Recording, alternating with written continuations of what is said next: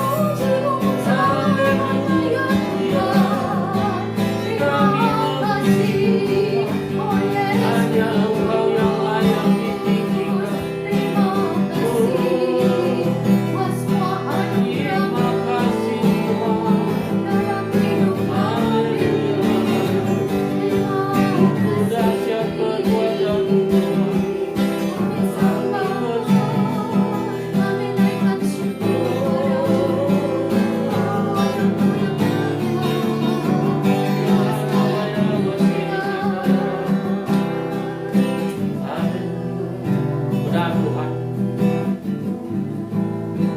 suatu ungkapan yang tidak dapat kami lukiskan dengan kata-kata sekalipun. Kami bersyukur, kami bersuka karena Engkau Allah yang ajaib, senantiasa menyertai kami. Terima kasih Bapa. Percaya Engkau ada hadir bersama dengan kami saat ini. Kami siap kembali menyatakan bahwa Engkaulah Yesus Kristus, Tuhan, Tuhan dan Raja. Yesus Kristus adalah Allah yang benar dan hidup yang kekal. Bapa berbicara dan bersabda dalam setiap kami. Jadikan mata dan dengar oleh kami. Kami siap untuk menerima segala kebenaran, segala berkat yang Kau curahkan dalam persekutuan ini. Dalam nama Bapa, Putra dan Roh Kudus. Di dalam nama Tuhan Yesus Kristus. Amat habiskan persekutuan ini. Yang percaya dan siap menerima kebenaran dan bersama kami. Amin. Amin.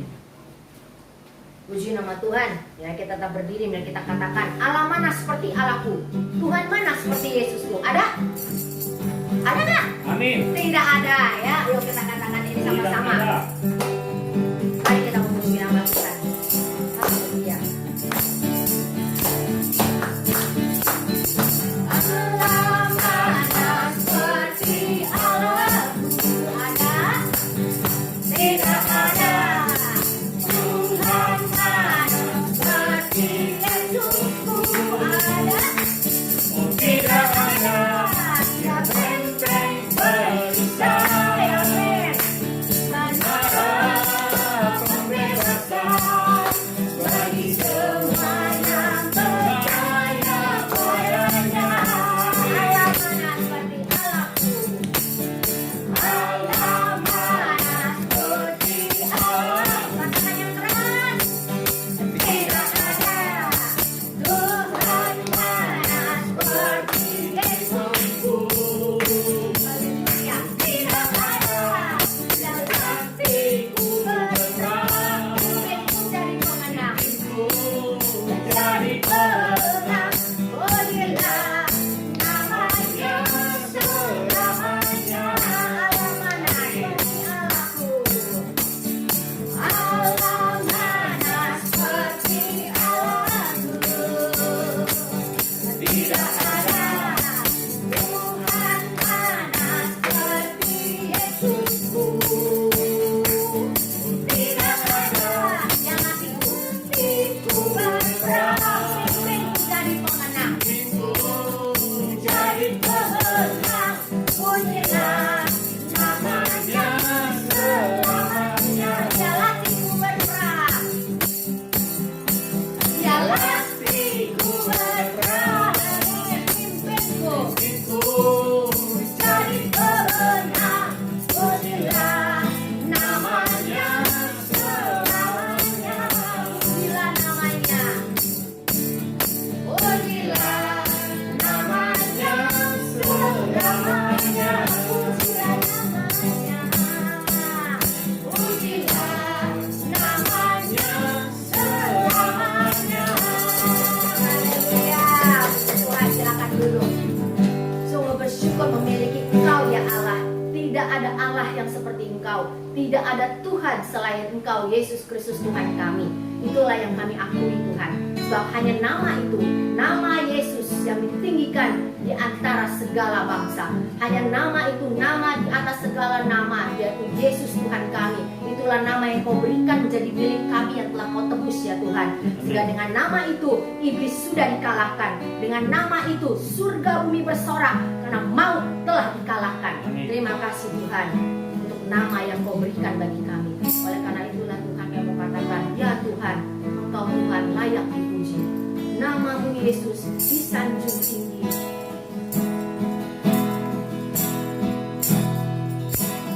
Kau Tuhan layak dipuji. Namamu disanjung tinggi. Engkau Yesus Tuhan.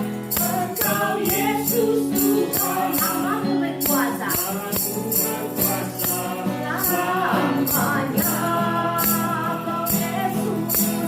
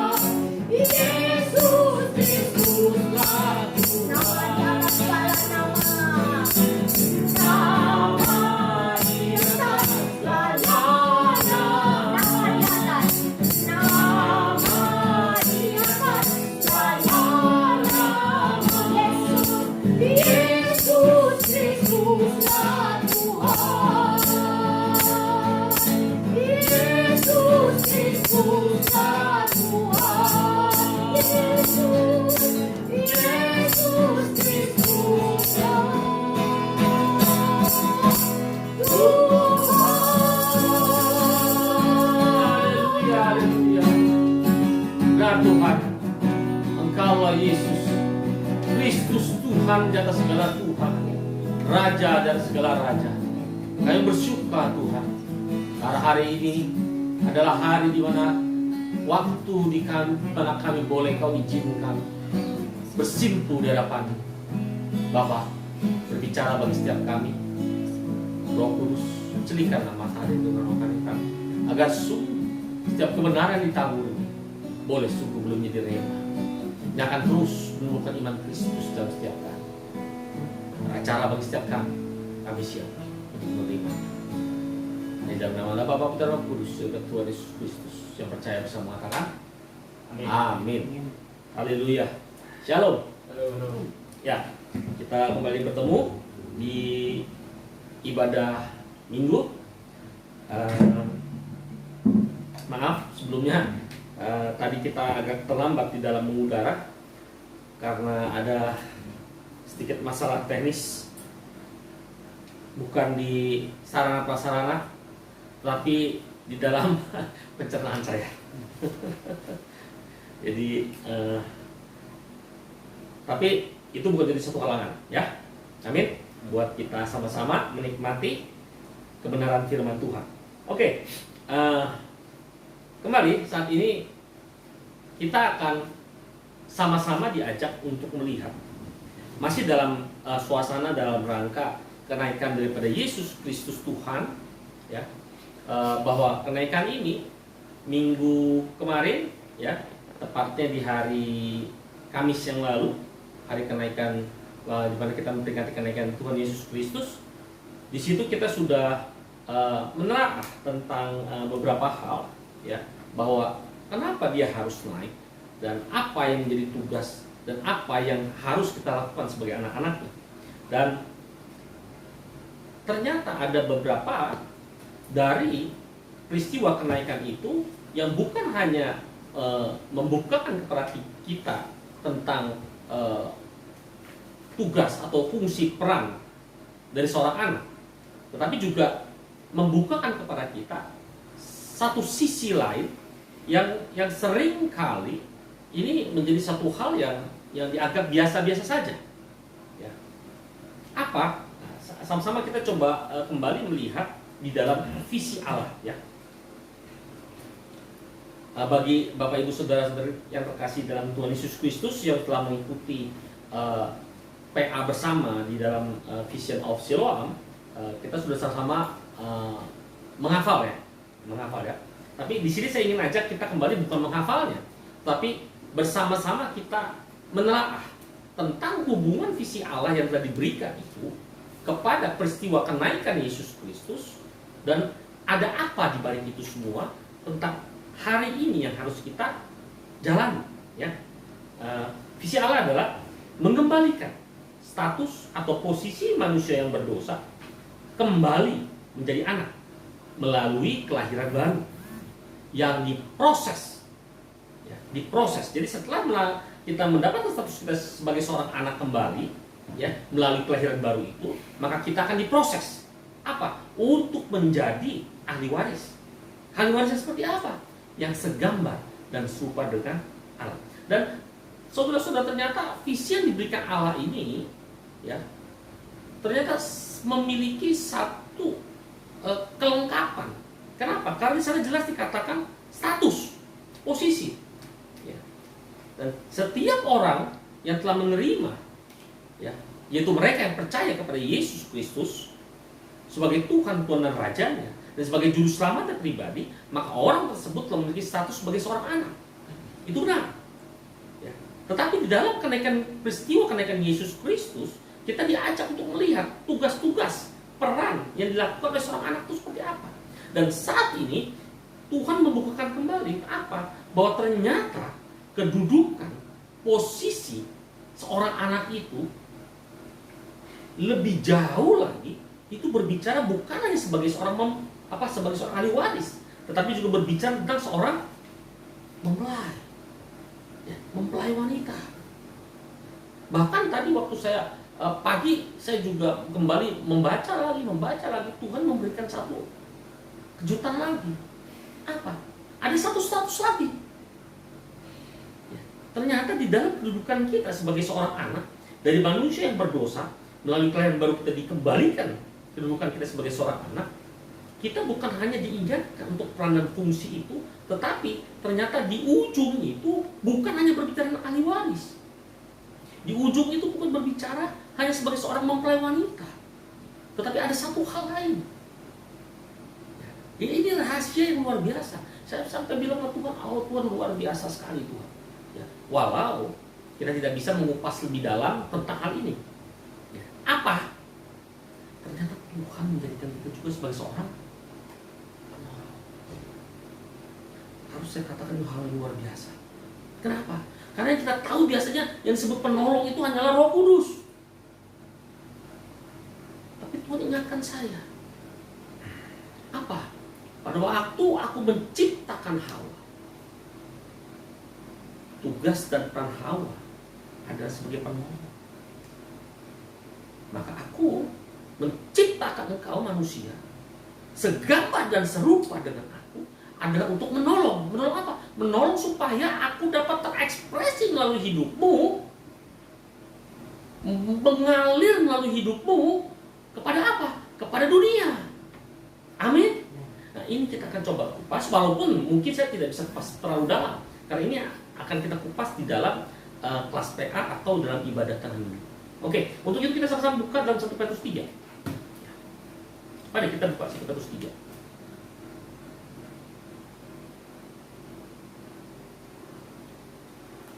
1 Petrus 3 ayat 18 sampai yang ke-20. Ini sedikit mereview ya, sedikit mereview karena ini hubungannya semuanya adalah satu rangkaian yang tidak dapat kita pisahkan satu dengan yang lain. Sudah dapat? Oke, kita baca berbalasan ya. Yang pria yang genap, yang wanita yang ganjil ya. Oke, sudah dapat 2, 3. Sebab juga Kristus telah mati sekali untuk segala dosa kita, Ia yang benar untuk orang-orang yang tidak benar, supaya Ia membawa kita kepada Allah. Ia yang telah dibunuh dalam keadaannya sebagai manusia, tetapi yang telah dibangkitkan menurut Roh. 19. Dan di dalam roh itu juga Ia pergi memberitakan Injil kepada roh yang di dalam penjara, yaitu kepada Ayat 20, yaitu kepada roh-roh mereka yang dahulu pada waktu Nuh tidak taat kepada Allah, ketika Allah tetap menanti dengan sabar waktu Nuh sedang mempersiapkan bahteranya, di mana hanya sedikit, yaitu 8 orang yang diselamatkan oleh air bah itu. Amin. Ya, jadi hubungannya apa nih? Ya hubungannya ini sangat erat. Karena kalau kita lihat peristiwa penderitaan sampai dengan kematian, kemudian juga peristiwa disebutkan oleh Petrus di dalam persiapan di mana dikatakan bahwa ia pergi memberitakan Injil kepada roh-roh yang di dalam penjara. Jadi penjara ini bukan berbicara penjara-penjara manusia, tidak ya. Ini berbicara tentang sesuatu yang lebih jauh dari itu. Tentang apa? Tentang alam maut ya. Yang kita buka kembali natsnya, saya ambil daripada Yesaya. Yesaya pasal yang ke-54 ayat yang kedua. Terima kasih. Begini firman Tuhan. Lapangkanlah tempat kemahmu dan bentangkanlah tenda tempat kediamanmu. Janganlah menghematnya. Panjangkanlah tali-tali kemahmu dan pancangkanlah kokoh-kokoh patok-patokmu. Oke. Jadi kembali ya, pada saat kita melihat tentang peristiwa kenaikan Kristus, itu suatu peristiwa yang harus kembali lagi saya ingatkan, bukan hanya satu peristiwa biasa ya, tapi ini adalah merupakan suatu peristiwa yang sudah mendekati puncak ya. Puncak. Kenapa? Karena berbicara tentang kematian dan kebangkitan ya, di waktu yang lalu itu ada berbicara tentang satu penebusan. Itu kita ketahui bersama. kematian dan kebangkitan Kristus adalah bukti penebusan. Penebusan. Penebusan buat siapa? Buat kita, anak-anaknya. Yaitu mereka yang menerima. Yaitu mereka yang percaya. Ya. Jadi bukan percaya di mulut, di bibir, tapi mereka yang telah percaya dan menerimanya di dalam hatinya sebagai Tuhan, Tuhan dan Raja. Ya. Kemudian yang kedua, ya, kenaikan. Kenaikan kemarin, ya, peristiwa di mana kita memperingati kenaikan Kristus itu berbicara tentang apa? Peperangan. Tapi peperangannya bukan lagi peperangannya yang dilakukan oleh Yesus, tidak. Tapi peperangan ini berbicara tentang peperangan kita. Apa? Karena kalau Yesus tidak naik, maka kita tidak akan siap. Kalau Yesus tidak naik, maka Roh Kudus tidak akan dikirim. Ya kadang-kadang juga sekarang suka apa ya, gerbet-gerbet juga ya. Kenapa? Karena masih ada aja orang yang bilang apa? Saudara-saudara tahu kenapa Yesus tidak naik? Kalau Yesus tidak naik, maka Yesus tidak akan turun kembali. Saya tertawa geli gitu loh. Oh iyalah, kan udah dibilang dia yang turun, dia yang naik, dia yang pernah turun, ya toh? Jadi kalau dibalik lagi, udah dia, kenapa Yesus naik? Karena Yesus nanti akan turun loh. Ya udah tahu itu juga firman Allah bilang gitu loh. Ya, tetapi itu jadi rahasia kenaikan Yesus. Kemarin kita kupas. Apa? Kalau Yesus tidak naik, Roh Kudus tidak akan dikirim. Kalau Roh Kudus tidak dikirim, maka Roh Kudus tidak akan berperan dan tidak berfungsi di dalam rencananya Bapa. Nah, rencana dan fungsi inilah yang akan kita coba telah lebih dalam. Kenapa? Karena ternyata rencana ini mengokohkan atau memberikan satu konfirmasi bahwa benar kita punya kedudukan sebagai seorang anak. Tapi kedudukan yang seperti apa? Karena peran dan fungsi kita sudah tahu. Itu sebagai murid, sebagai hamba, dan sebagai sahabat. Tetapi kedudukan ini yang harus kita mengerti. Ahli waris. Paulus mengatakan jika kau anak maka kau kasih ahli waris. Nggak usah ribut sono sini, gitu, ya kan?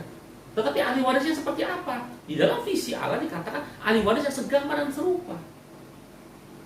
Ya, nah ini yang semua akan kita coba rangkum, yang sama-sama coba kita telah, ya. Jadi kita udah tahu kematian, kebangkitan, penebusan, kenaikan, ada berbicara tentang peperangan kita untuk melakukan konfirmasi kedudukan kita. Kedudukan kita di mana? Kedudukan kita di hadapan iblis. Ingat, beberapa waktu yang lalu kita juga pernah kupas tentang kedudukan sebagai seorang anak, ya. Bahwa seorang anak diberi kuasa bukan karunia, diberi kuasa bukan karunia. Diberi kuasa sebagai apa? Mengalahkan si iblis, menginjak ular dan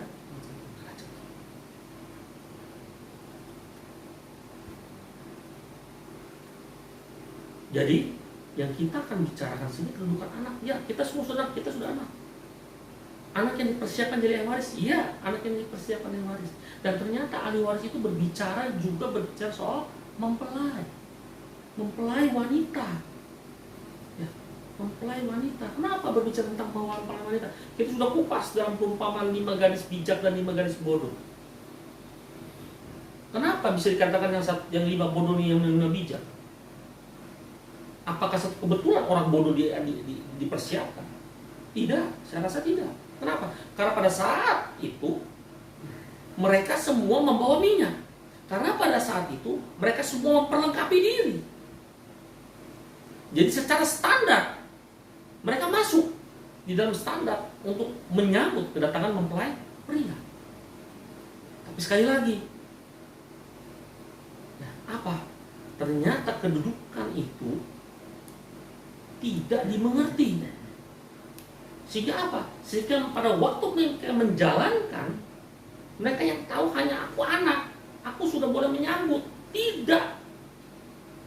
Itu sebabnya berulang kali saya selalu ingatkan untuk menyatakan diri sebagai seorang anak Tuhan.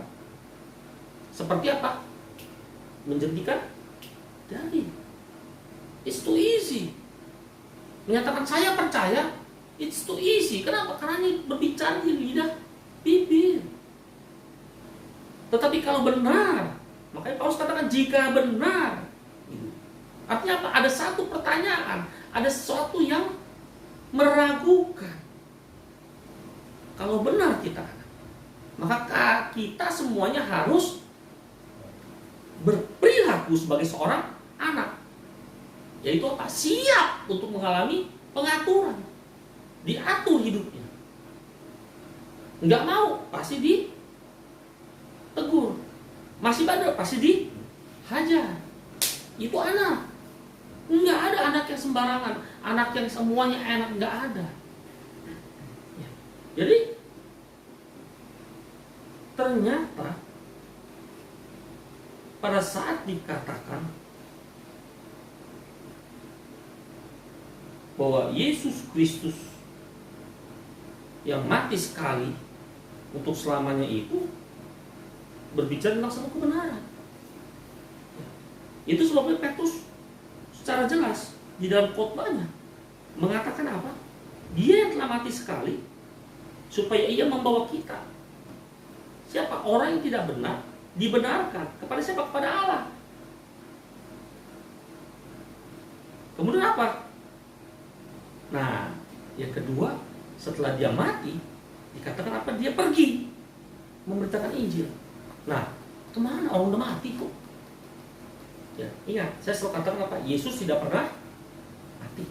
Yesus tidak pernah. Nah, kalau saudara-saudara yang terkasih pernah mendengar tentang pengakuan iman rasuli, dan khususnya yang sampai saat ini masih dibacakan di beberapa gereja Protestan, ya, itu jelas katakan apa? Pertama, aku percaya kepada Allah Bapa yang Maha Kuasa, Khalik langit dan bumi, dan kepada Yesus Kristus, Putranya yang tunggal.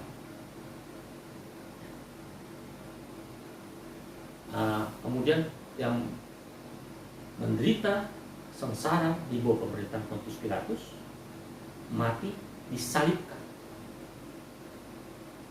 Nah, setelah itu ada kalimat menyatakan apa? Dia turun ke dalam kerajaan maut, dan pada hari ketiga dia bangkit. Nah, turun ke dalam kerajaan maut artinya apa? Ternyata pada waktu berbicara tentang kematian dan kebangkitan, itu bukan cuma berbicara penebusan untuk kita manusia yang hidup di atas bumi, tapi juga berbicara tentang satu kesempatan bagi mereka yang waktu yang lampau, yang dikatakan di dalam ayat yang ke-20 dalam 1 Petrus 3 apa? Pada zaman Nuh menolak untuk tidak percaya, diberikan kesempatan untuk melihat bahwa benar ada apa? Ada juru selamat. Sebabnya dia turun ke kerajaan maut. Jadi dia turun ke kerajaan maut bukan cuma hanya untuk merebut kunci alam maut, untuk menyatakan bahwa dia berkuasa, tidak. Tapi juga dia menyampaikan satu kebenaran. Itu sebabnya pula di dalam firman-Nya dinubuatkan ada kebangkitan orang mati. Kebangkitan orang mati.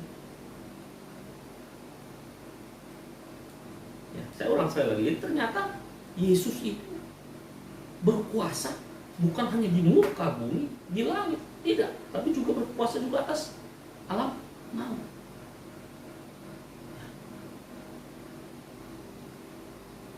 Nah, terus kita gimana? Ya kita kan belum mati. Tapi dia kenaikannya memberikan konfirmasi buat kita. Apa? Bahwa kita juga anak-anak yang memegang otoritas itu. Itu sebabnya di dalam natsnya Yesaya yang ke-54 ayat yang kedua jelas dikatakan apa? Lapangkan tempat kemahmu, bentangkanlah tenda tempat kediamanmu, jangan menghematnya, panjangkan tali-tali kemahmu, dan pancangkanlah pokok-pokok patok-patoknya. Ini mau berbicara tentang apa? Ini berbicara tentang tindakan yang seharusnya diambil, yang seharusnya dilakukan oleh para apa? Para mempelai. Jadi kalau memang benar kita anak, ya, saya ulang lagi. Jika benar kita anak, maka kita ada ahli waris. Maka untuk menjadi ahli waris, kita kan berhak tuh, ya, menerima janji Allah, Ya, yang harus diterimanya di dalam Yesus atau bersama Yesus di dalam penderitaannya. Dan ternyata ahli waris ini berbicara tentang mempelai. Kan tidak ada mempelai tidak dibentuk, tidak ada diproses. Semua mempelai pasti dibentuk, diproses. Kita bayangkan peristiwa tentang Ratu Esther. Ya, saya ingat Esther ya. Bagaimana dia dipilih, bagaimana dia diproses untuk menggantikan Ratu pasti. Ya. Dilulur, direndam, sampai apa? Istilahnya keringatnya pun harum. Ya, bukan Ibu Kartini ya. Harum namanya bukan. Ya, ini dia benar-benar harum. Kenapa? Dia mengalami proses. Dan itu yang akan dialami bagi kita sebagai seorang anak yang dipersiapkan menjadi ahli waris, yaitu mempelai. Itu sebabnya di sini Yesaya ingatkan. Pertama, pada saat dia bilang melapangkan, ini berbicara tentang apa? Sebagai seorang mempelai yang sudah tahu kedudukannya, maka kita harus senantiasa apa? Meneguhkan hati. Meneguhkan hati. Hati apa? Jangan digoyahkan. Oleh apa? Oleh pengajaran, oleh berita, atau apapun. Karena apa? Kita sudah duduk, kita sudah dipersiapkan. Jadi artinya apa? Memang secara dunia, secara daging, kita masih hidup di dunia ini. Tetapi kenaikan Yesus itu mengkonfirm tentang kedudukan kita di sana. Oleh sebab itu jangan mau digoyahkan. Jangan mau digoyahkan. Balik lagi, peristiwa 10 gadis yang menyambut mempelai. Harusnya apa? Ke-10-10-nya teguh mempersiapkan diri. Kenapa? Yang lain nggak kepilih loh untuk menyambut mempelai pria. Aku terpilih. Sama kayak kalian yang mungkin untuk mencari kerja susah, setelah mendapat kerja, pertahankan. Kalian yang masuk kuliah di tempat kuliah yang sulit atau tempat kuliah yang favorit, pertahankan itu. Kenapa? Karena itu bukan berbicara satu hal yang gampang, mudah. Apalagi ini, kita berbicara tentang hidup bersama Kristus. Ya, pada saat kita terpilih, pada saat kita dipanggil, jangan buang kesempatan itu. Ya, ingat, karena banyak yang dipanggil, sedikit yang terpilih. Gitu. Ya, jadi teguh sebagai seorang mempelai, sebagai seorang ahli waris. Tindakan pertama kita selalu adalah berbicara tentang teguh, tidak tergoyahkan. Artinya apa? Kembali lagi pelajaran yang lalu, apa?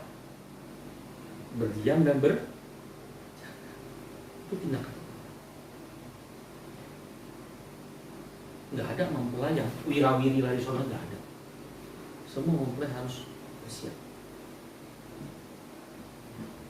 bersiap terjaga, teguhkan.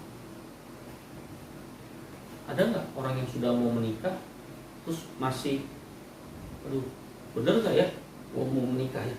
Bener nggak ya? Aku ini nggak ada. Udah nggak ada yang mikir gitu dan tidak boleh. Kenapa? Karena dia sudah dipersiapkan. Bajunya pasti sudah dipersiapkan, gitu. Jadi yang ada apa? Ya itu, teguhkan hati malah. Apa? Untuk melangkah ke dalam kehidupannya baru. Karena nanti posisi dan kedudukan itu yang harus dijalani, bukan kedudukan posisi yang lalu, kedudukan posisi yang nanti. Menjadi seorang nyonya, sama. Kita yang telah dipilih pun kita harus siap. Siapa kita menjadi nyonya? Ya dong, kalau suami kita adalah penguasa Khalik langit dan bumi, kita sebagai mempelainya bangga nggak? Ayo, terus teguhkan supaya kita tidak digoyahkan. Dengan apa? Dengan berbagai macam ajaran, dengan berbagai macam berita-berita, situasi yang selalu menekan kita. Kenapa? Karena ini selalu dilakukan oleh siapa? Oleh si pendakwa. Benar. Mungkin kita masih melakukan hal yang salah, sama. Ya. Seorang mempelai pengantin pun yang benar pun sama. Ya. Waktu dia dipersiapkan, mungkin aduh ketusuk, aduh lipstiknya menyot, atau ya itu biasa. Ya. Biasa. Jadi pada saat kita mempersiapkan gini, pada saat kita berjaga-jaga pun, kalau kita melakukan hal yang salah, it's normal. Kenapa? Karena itu memang kan kita belum berpengalaman. Tidak ada orang yang berpengalaman menjadi mempelainya Tuhan. Enggak ada. Itu sebabnya dikatakan kita akan diproses. Jadi jangan takut mengenai proses itu, terus teguhkan hati kita. Amin. Nah, yang kedua, apa tindakan sebagai seorang mempelai, seorang wanita? Kita sudah tahu kita sebagai mempelainya. Kita sudah tahu kita adalah anak. Kita sudah tahu kita adalah calon ahli waris, ya. Maka kita harus apa terhadap si pendakwa? Kita harus berpuasa. Tapi jangan langsung mentang-mentang dia langsung petang-petang mana sih? Iya bukan begitu. Ya. Artinya apa? Pada saat dikatakan kau diberi kuasa atas si jahat, artinya kita harus lebih fokus lagi kepada siapa? Pada si iblis? Bukan. Kita harus lebih fokus lagi pada Kristus. Ya, ingat dalam peristiwa yang kemarin pun Yesus mengatakan pada murid-muridnya apa? Engkau diberi kuasa. Jikalau kau mengatakan dosa seseorang diampuni, maka dosa itu diampuni. Nah, seperti hal ini. Artinya apa? Bukan terus dengan sembarangan, oh ini saudara gua masih ada kerabat dari dosamu diampuni. Bukan. Itu bukan nepotisme seperti itu, ya. Tapi berbicara tentang bagaimana kita menggunakan kepercayaan yang telah diberikan oleh Sang Mempelai pria, yaitu Tuhan kita Yesus Kristus. Dengan cara apa? Merenungkan kebenaran firman-Nya dan kembali melakukan 3 bagian, buka 3 pintu, mengucap syukur, menyeru nama, dan memperkatakan. Jadi berkuasa atas iblis bukan berarti kita petang-petang penteng, tidak.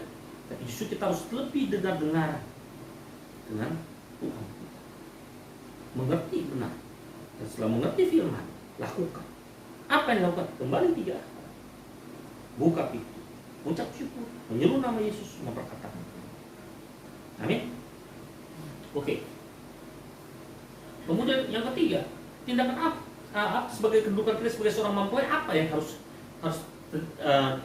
menyatakan bahwa itu mempelai. Ya. Ingat, di dalam peristiwa pernikahan selalu dikatakan apa? Yang sudah dipersatukan oleh Tuhan tidak boleh dipisahkan oleh manusia. Begitu pula pada saat kita telah terpilih menjadi mempelai. Jadi bukan hanya kita harus meneguhkan diri kita, kita harus berpuasa. Artinya adalah kita lebih mendengarkan, lebih merenungkan apa yang menjadi firman-Nya. Yang ketiga, berbicara bagaimana kita menjadi satu. Menjadi satu apanya? Papa sama mama saya menikah juga gak pernah jadi satu. Papa mau, iya, secara fisik gak bisa jadi satu, ya. Tapi satu, menjadi satu berbicara tentang apa? Satu kata dan satu perbuatan. Bisa nggak? Pasti bisa. Jikalau ada siapa di dalam? Ada Kristus. Itu sebabnya diingatkan oleh Paulus kepada para jemaat-jemaatnya apa? Hendaklah kalian sehati, sepikir di dalam Kristus. Di dalam Kristus. Jadi nggak mungkin seseorang yang menikah membentuk keluarga terus notabene apa konyong-konyong langsung semua jadi satu, enggak. Ada proses. Karena apa? Karena pasti ada 2 karakter yang dibedakan. 2 karakter yang berbeda. Tapi itu semua bisa dijadiin satu dalam Kristus. Nah, biasanya saya selalu ingatkan di dalam kelas-kelas pranikah apa? mencari pasangan jangan yang sama. Kenapa? Karena Tuhan tidak pernah melihat yang sama. Tuhan justru melihat perbedaan. Karena dalam perbedaan itulah Dia mau kita saling melengkapi di dalam Kristus. Lebih jauh lagi nanti kalau ikut pas pernikahan ya. Oke, jadi ada 3 hal yang harus kita perhatikan pada saat kita tahu kedudukan sebagai seorang anak ternyata bukan hanya ahli waris tapi juga sebagai mempelai. Yaitu kita menentukan hati kita, yaitu juga tidak terombang-ambing dengan ajaran-ajaran yang menyesatkan, berita-berita yang membuat kita semakin menjauh. Kemudian juga kita memiliki kuasa atas iblis, bukan hanya untuk petantang petenteng, tapi berkuasa dalam hal ini adalah berbicara dan mendengarkan firman lebih jauh lagi, merenungkan firman lebih jauh lagi, dan melakukan sesuai dengan apa yang menjadi kehendak Tuhan. Yang ketiga, berbicara tentang kita harus mendekatkan diri, menjadi satu di dalam kata dan perbuatan. Itu baru saya ingatkan selalu. Pada saat kita mengerti tentang satu kebenaran firman Tuhan, maka kita harus lakukan. Karena apa? Pada saat kita mengerti tapi kita tidak melakukannya, maka tidak ada pembelajaran di sana dan tidak ada kebenaran firman Tuhan di sana. Ya, itu sebabnya di hadapan Tuhan dianggap tidak mengerti. Karena apa? Karena pasti melakukan hal yang sama lagi, berulang dan berulang. Ya. Nah, setelah kita tahu kedudukan kita, kedudukan anak Anda sebagai ahli waris dan mempelai, maka yang keempat, tindakan yang baru harus dilakukan. Nah, baru kita masuk dalam Yesaya pasal 54. Dikatakan apa? Lapangkan dan bentangkanlah kemah. Apa yang maksud dengan lapangan dan bentangkan kemah? Kemah berbicara tentang satu rumah, tempat kediaman. Oh, berarti rumah saya harus diperbesar ya Pak Firman? Bukan Pak Cukup, bukan. Ya. Tapi lapangkan dan bentangkan kemah ini berbicara tentang apa? Berbicara tentang bagaimana kita mengizinkan Tuhan bukan hanya mengatur hidup kita, bukan hanya mengatur hidup kita, tapi bagaimana Dia hidup mengendalikan hidupnya. Artinya, saya kasih contoh begini. Di dalam sejarah kehidupan kerajaan-kerajaan yang lalu, maka kita perhatikan sesuatu kerajaan akan disebut memiliki kemuliaan, memiliki kebesaran jika kerajaan itu bisa memperluas wilayahnya. Ya, itu berbicara tentang kerajaan. Berbicara tentang Kristus, kita ini adalah kemah, bait Allah. Jadi berbicara tentang kemah yang harus dilepas, yang diluaskan, yang dilapangkan. Ini berbicara apa? Benar bahwa kita diatur bukan hanya seminggu 2 hari, bukan. Ini yang selalu ingat tuh. Ya. Tapi totalitas. Totalitas ini berbicara apa? Seperti lagu, hidupku bukannya aku lagi, tapi Kristus dalamku. Ya. Identitas diri lebih jauh. Jadi pas saat dikatakan lepangkan dan bentangkan, ini berbicara tentang identitas. Jikalau kita mau Kristus mengalir, maka identitas yang kita pakai bukan lagi identitas dunia.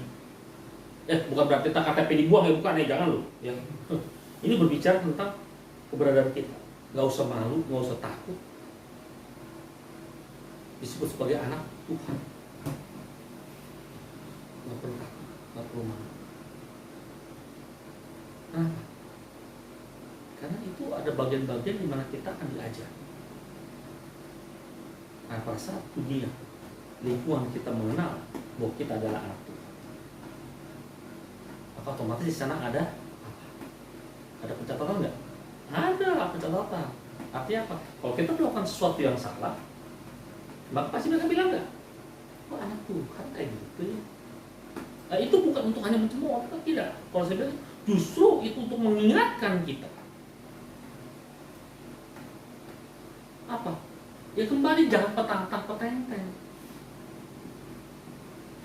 Karena untuk membentangkan dan melapangkan, kita harus mau dibentuk. Contoh berikut. Kalau saudara-saudari kita kasih pernah ikut camping, saya dulu pernah camping di beberapa tempat ya, di kaki gunung. Nah pada waktu kita camping itu kan benar suasananya memang hutan ya. Banyak kita camping di hutan-hutan lindung ya, di kaki gunung ya. Jadi kita bukan camping di lapangan yang memang sudah rata, tidak. Tapi pas kita ke sana pasti harus ada tim advance-nya. Apa? Meninjau lokasi. Ya, meninjau lokasi, di mana lokasi yang baik dan layak, oke. Maka kita harus apa? Kita harus menebas apa? Rumput-rumput ilalang yang tinggi, ya. Kalau ada pohon-pohon atau batu-batu kita harus geser. Supaya apa? Supaya di sana nanti kita bisa bangun tenda-tenda. Kita bisa pakai area itu untuk apa? Untuk acara kita. Tapi tidak boleh merusak lingkungan. Ya. Jadi pohon yang sudah tinggi gede-gede jangan tebang, ya nggak boleh lah. Ya. Tapi rumput-rumput apa saja harus tebas. Nah itu dimaksud dengan melapangkan. Artinya apa? Jadi kembali lagi, kalau kita mau Allah benar-benar terekspresi dalam hidup kita benar-benar menjadi bait Allah, maka kita pun harus lapang apa? Ditebas. Kita punya nanti-nanti kecil. Ya. Sifat kita, karakter kita yang kurang baik, kita harus siap.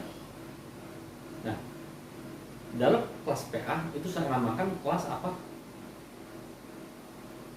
Hancurnya, remuknya jiwa. Itu otomatis nggak bisa kita bawa adat kita sendiri.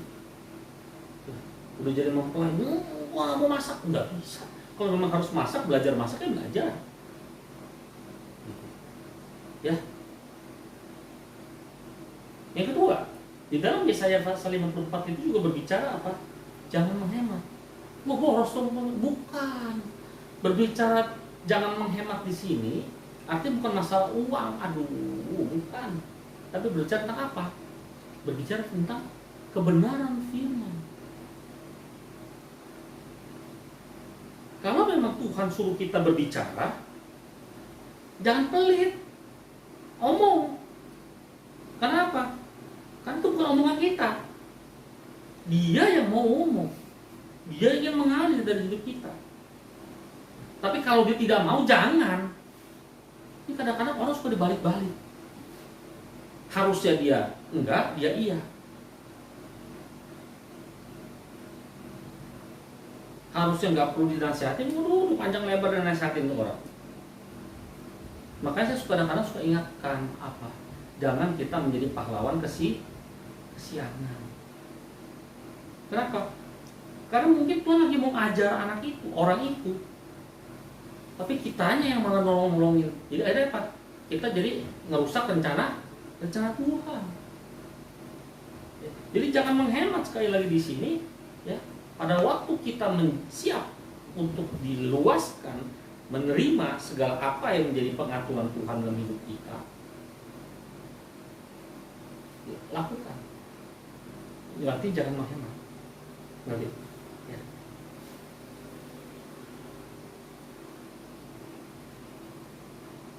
Yang ketiga, di dalam pembangunan, dalam meluaskan kemah itu pun dikatakan apa? Panjangkan tali-tali. Panjangkan tali-tali ini berbicara tentang apa? Bagaimana, bukan hanya berbicara tentang kita berbuat baik. Tidak. Saya selalu ingatkan di dalam beberapa renungan yang saya buat, yang saya kirimkan. Apa? Orang baik, perbuatan baik selalu ada di sekitar kita. Amin. Tapi panjangkan tali-tali di sini berbicara bagaimana kita bertindak secara kebenaran, bukan kebenaran. Beda loh, beda tipis ya. Kebenaran sama kebenaran beda tipis. Yang dia mau adalah mempanjangkan tali. Jadi kalau memang talinya harus dipanjangkan, jangan dipendekin. Saya ingat ajaran orang tua rohani saya dalam melakukan event, dalam mengadakan event, khususnya kalau berbicara tentang konsumsi atau ya, waktu kita disuruh buat memperbanyak tentang buku doa pun sama. Jangan pas-pasan, lebih baik lebih.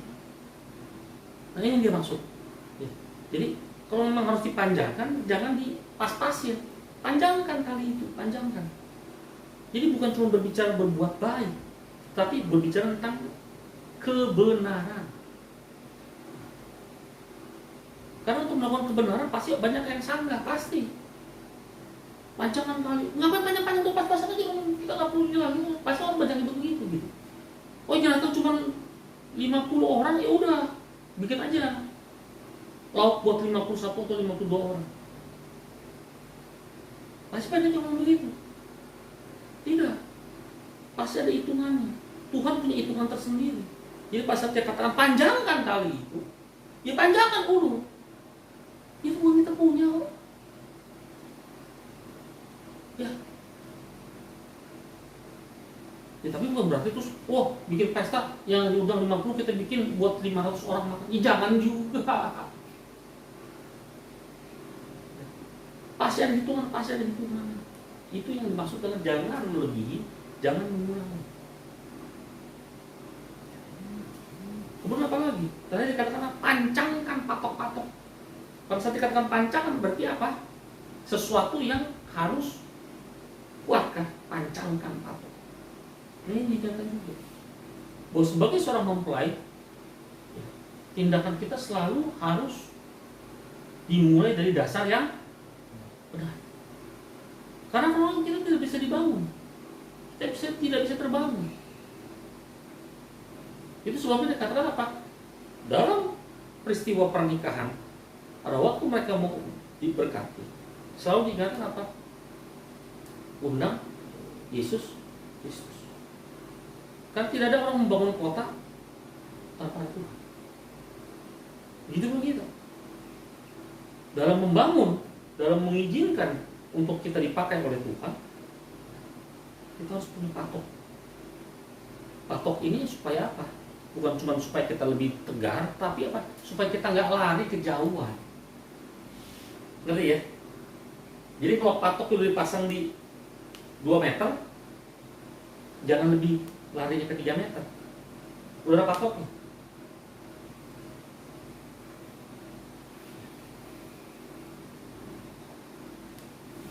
Sama, dalam kita membangun rumah pun sama.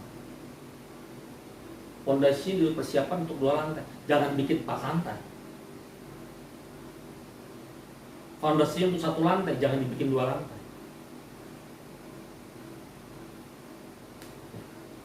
Jadi sekali lagi, ternyata peristiwa kenaikan Yesus sampai nanti tiba pencurahan Roh Kudus, Pentakosta, ternyata kenaikan ini berbicara tentang banyak hal. Dan kita dapat rangkuman tentang 4 poin. Pertama berbicara bahwa kematian dan kebangkitan itu berbicara penebusan. Kenaikan berbicara tentang peperangan yang harus kita jalani bersama penolong yang dikirim, yaitu Roh Kudus. Yang kedua, bahwa ternyata kenaikan dia bukan hanya berbicara tentang kedudukan kita sebagai seorang anak saja, tapi justru kedudukan anak ini ada kelanjutannya, yaitu dipersiapkan menjadi ahli waris dan mempelai. Dan untuk itu kita harus selalu meneguhkan hati untuk tidak mudah digoyahkan. Kemudian apa? Kita harus mulai mempraktekkan bahwa kita berkuasa atas iblis, atas si pendakwa, atas diri, yaitu keinginan daging kita. Yang ketiga, kita harus jadi satu dalam apa? Dalam kata dan perbuatan. Kadang-kadang pikiran kita banyak pertanyaan, banyak pertanyaan, banyak sekali pertanyaan. Saya juga banyak pertanyaan. Tapi kalau kita memang harus dilakukan, lakukan. Selaras kata dan perbuatan, selaras dengan kehendak dan caranya. Banyak pertanyaan, pasti banyak pertanyaan. Tuhan nggak butuh pertanyaan kita. Tuhan nggak butuh pikiran kita. Tuhan nggak butuh rencana kita. Yang Tuhan butuhkan adalah selaras pada saat kita berkata-kata, berkata-kata firman-Nya, selaras dengan tindakan kita. Itu sebabnya selalu diingatkan, mengerti, lakukan, mengerti, lakukan. Bukan dengan cara kita, tapi dengan cara kita. Yang keempat, Setelah kita tahu posisi kita sebagai mempelai, maka tindakan yang harus dilakukan pertama adalah kita harus siap melapangkan dan membentangkan. Artinya apa? Kita siap diperluas, mengalami pengaturan. Salah satunya apa? Tuhan izinkan terjadinya COVID-19 yang terus berkepanjangan sampai saat ini. Terima. Karena itu adalah kesempatan untuk apa? Untuk kita lebih berdiri kokoh, terus memberikan kabar tentang begini begitu hamba-hamba Tuhan, tetap tidak tergoyahkan. Kenapa? Karena kita tahu itu semua adalah penggenapan daripada rencana-rencana Allah. Yang kedua, jangan menghemat. Artinya apa? Ya kalau memang kita harus lakukan. Jangan kita yang berencana, oh ini harus begini supaya kecukupan semua. Tidak. Tuhan nggak ngatur kita seperti itu. Semua sudah direncanakan oleh Dia. Kemudian yang ketiga, panjangkan tali. Artinya kalau memang sudah disiapkan oleh Tuhan untuk melakukan panjang tali itu dari 5 meter, 3 meter, full pakai. Jangan dikurangi atau jangan tambah-tambahin. Ya. Yang terakhir apa? Pancangkan patok. Artinya apa? Ada batas-batas, ada limit-limit yang harus kita lakukan. Dan terakhir saya katakan apa? Katakan jangan engkau berpikir lebih tinggi daripada iman. Amin. Ya. Jadi sekali lagi ini adalah bagian daripada kita menggenapi rencana Allah tentang posisi yang sudah sebagai anak dikonfirm menjadi seorang mempelai dan tindak-tindakan harus dilakukan. Karena itu semua ternyata di akhirnya akan membawa kita menjadi seorang penolong.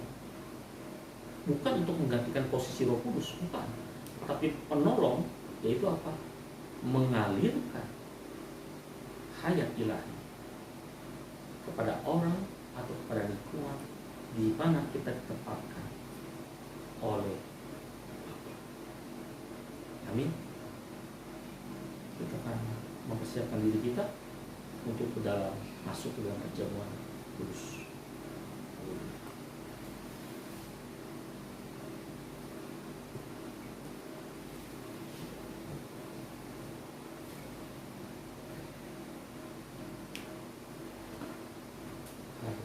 Masing-masing persiapkan air anggur dan rotinya.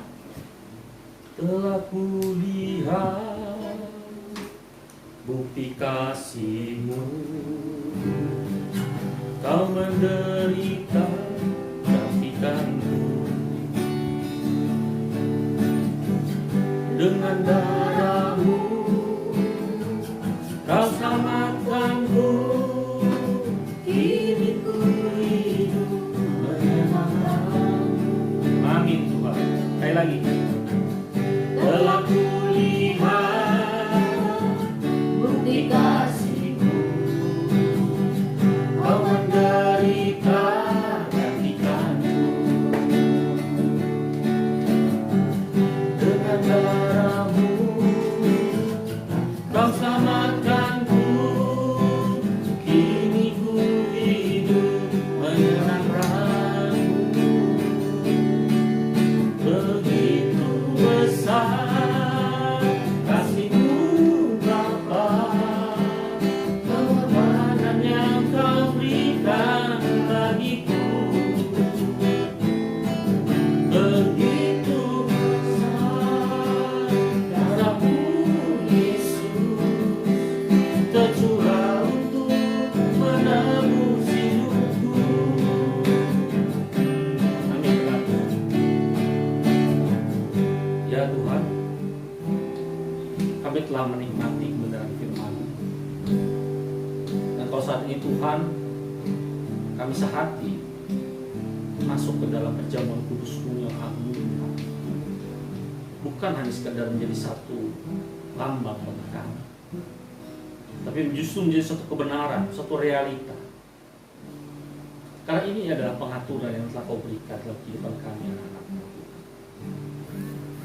Kami percaya Bapa bahwa segala sesuatu telah Kau sediakan. bahwa segala sesuatu yang telah kau tetapkan. Terima kasih untuk kesempatan-kesempatan yang kau berikan.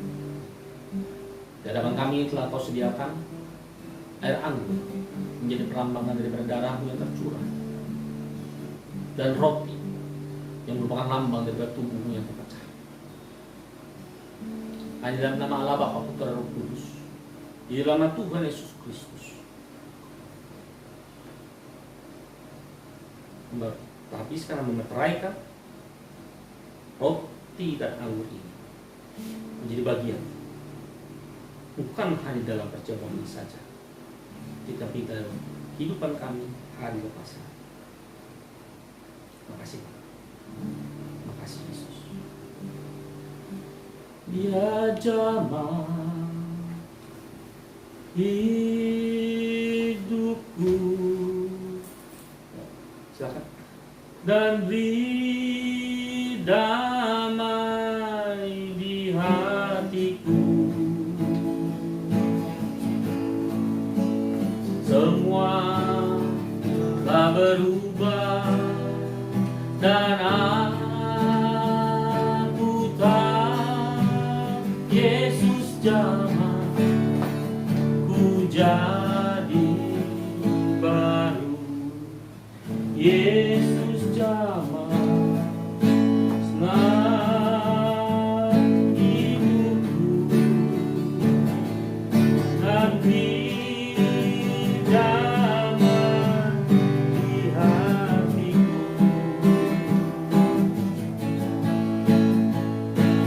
Semua telah berubah dan aku tahu Yesus jamah ku jadi baru. Yesus jamah, Yesus jamah senang hidupku, dan beri damai di hatiku. Semua telah berubah dan aku tahu Yesus jamah ku jadi baru. Haleluya. Terima kasih Tuhan. Haleluya. Dan kita telah terdapat roti dan air anggur. Karena itu mari sama-sama kita akui di hadapannya. Sebab tidak seorang pun dapat dibenarkan di hadapan Allah oleh karena melakukan hukum Taurat. Mari sama kita ucapkan. Karena justru oleh hukum Taurat orang mengenal dosa. Ya Tuhan, aku percaya sebab hukum Taurat diberikan oleh Musa, tetapi kasih karunia dan kebenaran hanya datang melalui Yesus Kristus. Aku percaya bahwa Allah telah membuat perjanjian darah dengan kita, yaitu dengan mengorbankan putranya sendiri, Yesus Kristus, dengan tubuhnya yang hancur dan darahnya yang tercurah adalah menjadi bukti abadi dari kasih Tuhan kepada kita. Ya Tuhan, aku tetap percaya bahwa perjanjian darah adalah perjanjian baru yang telah menggenapi perjanjian lama oleh Yesus Kristus melalui kematiannya di salib dan bangkit pada hari yang ketiga, sehingga mendatangkan kepada kami semua kasih karunia yang berdasarkan iman pada Yesus Kristus Tuhan, yang sudah membuat perjanjian baru itu, dan karena darahnya. Ya Tuhan, aku percaya bahwa melalui perjamuan malam Yesus Kristus Yesus Kristus telah meminta aku meminta untuk mengenal untuk mengenal tubuh dan darahnya tubuh dan darah terus menerus terus selama-lamanya, sehingga iman kita tidak tergoyahkan, tidak tergoncangkan, tapi teguh pada dasar janji-janjinya dan beroleh suatu dorongan yang kuat. Ya Tuhan, sekarang aku tetap percaya bahwa Engkau membawa kami, yaitu aku sebagai anak-Mu, bangkit, duduk di hadapan Tuhan Yesus Kristus dengan roti dan cawan perjamuan ini. Aku menikmati perjamuan.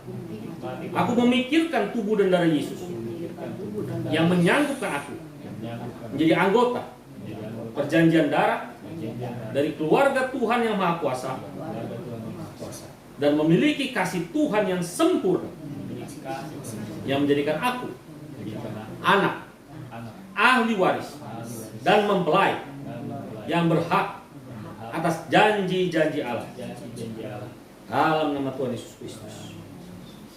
Mari kita bangkit berdiri. Pegang roti dan anggur di tangan kita. Dengarkan firman Allah. Sebab apa yang telah kuteruskan kepadamu telah kuterima dari Tuhan, yaitu Tuhan Yesus pada waktu malam hari ia diserahkan, ia mengambil roti dan sudah itu ia mengucap syukur atasnya. Ia memecahkannya dan berkata, inilah tubuhku yang diserahkan bagi kamu. Perbuatlah ini menjadi peringatan akan aku. Bukankah roti yang ada di tangan kita ini adalah tubuh Kristus? Mari kita katakan bersama. Ya Tuhan Yesus, aku bersyukur Engkau lakukan ini semua, yaitu dengan tubuhmu yang dipecahkan, darahmu yang telah tercurah di atas kayu salib, karena kasih-Mu bagiku. Ya Tuhan, supaya aku kembali kepada garis lurus rencana Allah. Allah hidup di dalam hidupku, yang mengalir di dalam hidupku, bahkan muncul dari hidupku. Aku bersyukur Tuhan untuk rahasia yang telah Engkau nyatakan. Aku terima kehendak-Mu, aku terima rencana-Mu, dan biarlah Engkau saja yang hidup di dalam hidupku, mengalir di dalam darahku selama-lamanya, muncul dari kehidupan, memberkati dunia. Ya Tuhan, terima kasih. Aku makan tubuh-Mu, aku menjadi satu dengan kebangkitan Kristus, dengan kenaikan Kristus sampai selama-lamanya. Aku katakan ini karena aku percaya, maka aku makan tubuh-Mu. Aku percaya kepada firman Allah yang hidup. Ya Tuhan, aku makan tubuh-Mu. Mari kita makan dalam nama Tuhan Yesus Kristus. Haleluya.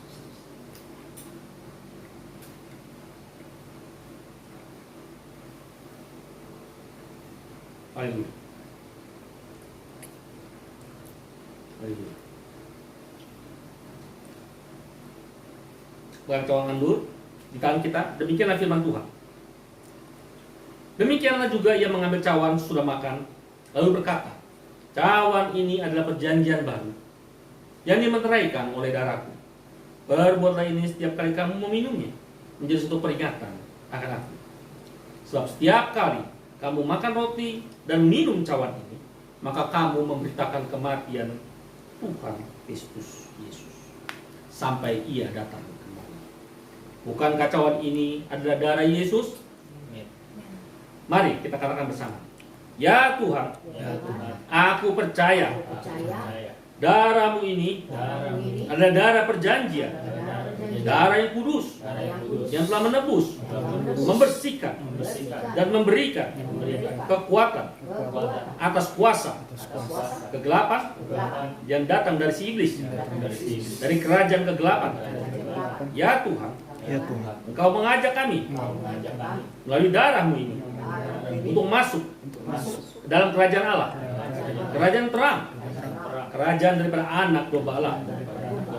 Ya Tuhan, darah-Mu telah membeli, menebus, menjadikan aku menjadi milik Tuhan sekarang sampai selama-lamanya. Aku minum darah-Mu Tuhan.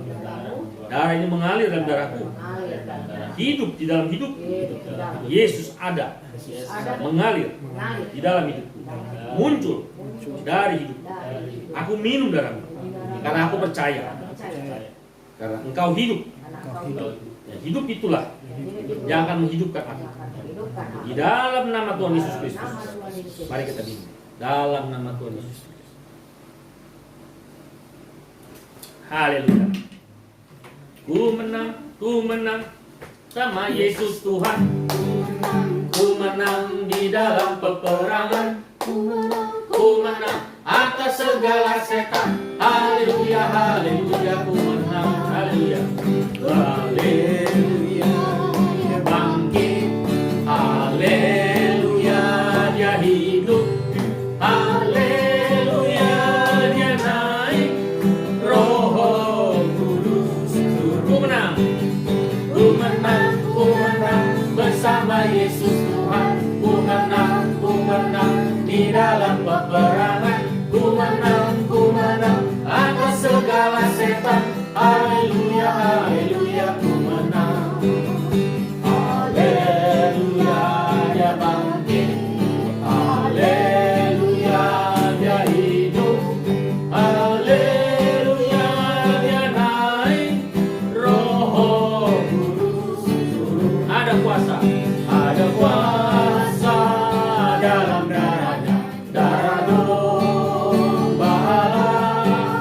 Ada kuasa dalam darahnya, darah anak domba Allah. Ada kuasa dalam darahnya, darah hamba Allah. Ada kuasa dalam darahnya, darah anak domba Allah. Haleluya. Tuhan Bapa di surga, kami bersyukur, kami bersuka cita karena benar kami adalah anak-anak-Mu dan kami telah menerima semua berkat yang Kau curahkan di dalam perjamuan kudus ini. Bapak, kalau sebentar kami juga akan berpisah satu dengan yang lain. Kami tetap percaya Tuhan bahwa setiap firman yang telah kami dengar, setiap firman yang telah Kau berikan kepada kami menjadi satu pengertian yang baru, akan kami lakukan. Dan semuanya itu akan menjadi rema. Bapak, hamba menyerahkan setiap anak yang ada di sini maupun yang di rumah. Biarlah Kau sendiri yang mengatur, memimpin setiap kehidupan mereka. Izinkan kepada mereka bahwa mereka dipanggil, bahwa mereka dipersiapkan untuk dipilih, bukan untuk mereka berpikir dengan pikiran mereka, bukan untuk mereka berencana dengan segala keinginan-keinginan mereka, tapi mereka melakukan apa yang menjadi ketetapan. Sebab segala sesuatunya telah Kau sediakan untuk mereka. Segala sesuatunya telah Kau rancangkan untuk mereka. Dan semua akan menjadi indah pada waktu. Terima kasih Bapak. Kami terima semuanya itu. Dan sebelum kami berpisah, persiapkan kami untuk menerima daripada setiap kami. Mari anak-anak, warahkan hati dengan kedua tanganmu.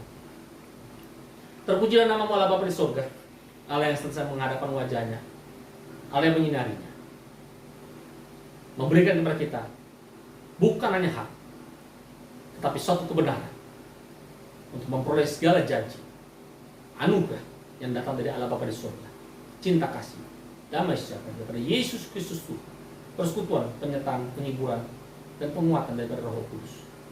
Ambillah kenakan semuanya, karena itulah yang akan membawa kita datang ke dalam hadirat-Nya, menyambut Yesus Kristus di Allah. Dan dalam nama Bapa, Putra, Roh Kudus, dalam nama Tuhan Yesus Kristus, dan telah menerimanya bersama-sama katakan. Terima kasih Yesus. Terima kasih Yesus. Puji syukur hanya bagimu, ya Allahku, ya Tuhanku.